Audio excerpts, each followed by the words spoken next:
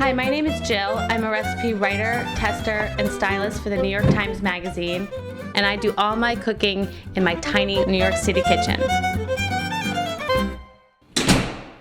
So it's barbecue season, and if you're like me and don't have a grill and don't have any outdoor space, barbecuing can be a bit of a challenge. But there is a solution, and using Sam Sifton's recipe from the New York Times Magazine that was adapted from Kenny Callahan at Blue Smoke in Manhattan, it's Texas-style beef ribs, no sauce, just a rub, slow, low cooking for a long time, 7 hours total. So I'm gonna show you how to make beef ribs in your own apartment. Here are the ribs. There are about 6 ribs on each rack.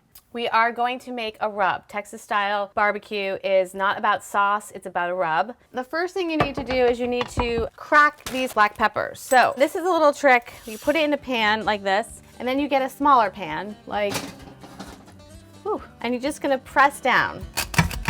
If you do it on the cutting board, it's not a hard enough surface to really crack it. Kind of working up a sweat over here. Whew. We're gonna just take this, measure out those 2 tablespoons. We can just use this as our bowl. I don't want to have to do more dishes than necessary. 3 tablespoons of kosher salt, 1 tablespoon of paprika, sweet paprika or smoked, 2 tablespoons of packed brown sugar. It says in the recipe some red pepper to taste, just a little. Okay, so that's it. Then you just take a fork and just smash the brown sugar like this so that all those little bumps are gone. Then all you do is you're gonna take this rub and rub it all over the ribs. Take out another sheet pan here. Take this gorgeous rub and just sprinkle it all over. You can buy rubs at the store, but why would you when you can make them at home that quickly? You want to make sure that you then do the next side. Oh dear, I forgot to do something. Ribs always have a membrane. I didn't realize it until I flipped it over and I forgot. But they have a membrane that you want to remove. Basically, you can just slide a little knife under and you'll see it. You'll see it comes right up. You can just kind of pull away at it. All ribs have this, baby backs have it, but on a beef rib, I'd remove it because it's really thick. And you want that smoke to be able to permeate your meat. All right, so we're gonna finish rubbing this rub. Meat is ready. Let me clean up. So the difference between this recipe and Sam Sifton's recipe is that this recipe we're going to be using a stovetop smoker instead of an outdoor charcoal grill. There are stovetop smokers out there on the market. What it is essentially a pan with a lid, and inside a drip tray and a rack to hold the meat or whatever you want to smoke. They often come with these finely ground chips. There's hickory, oak, we have alder, and cherry wood. There's another way to do it too, and this is kind of exciting. Most people, a lot of people have woks. A wok is just as good of a smoker as that stovetop smoker. This is how you make it. You have to get some of these racks, ideally circular so that they fit nicely into the wok like this. And then I'm gonna take some heavy foil and pull a really long sheet out.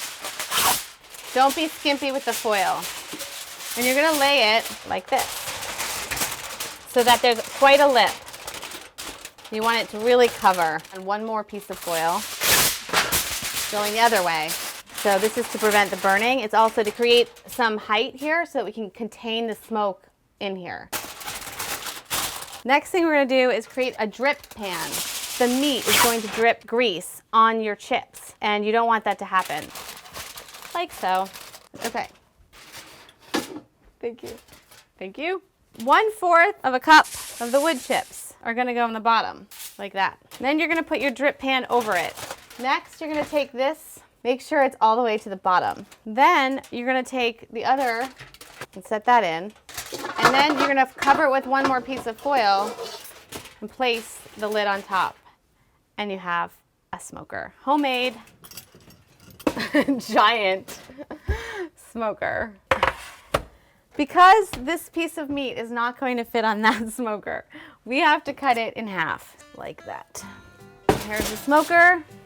On the first rack, we'll go the smaller of the rib. This on top of here, and like that. Meat side up.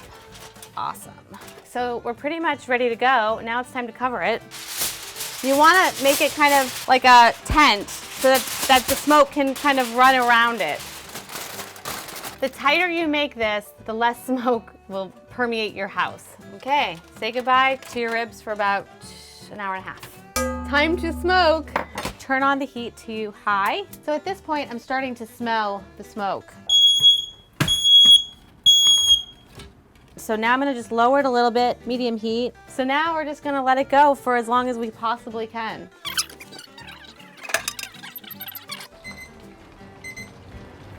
Okay, so it's been about an hour and 45 minutes of smoking on my stovetop, and now I'm outside here in my extended kitchen, aka my fire escape.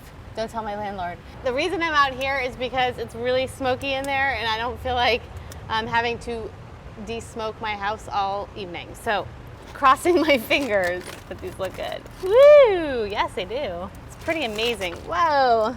See, who said you can't smoke barbecue in a tiny kitchen?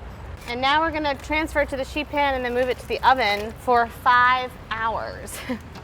Gorgeous. This is a mess. I'm gonna let it cool down. That's why we have the foil. All right, to the oven.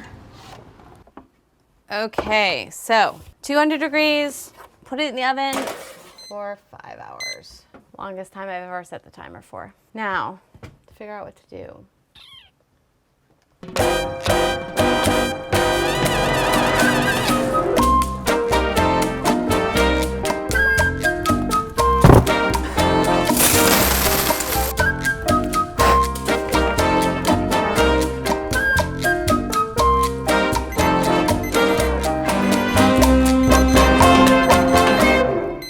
Done.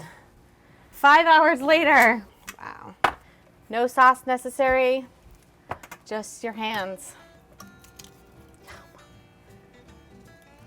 These are really good. Barbecue in your own kitchen is easy and fun.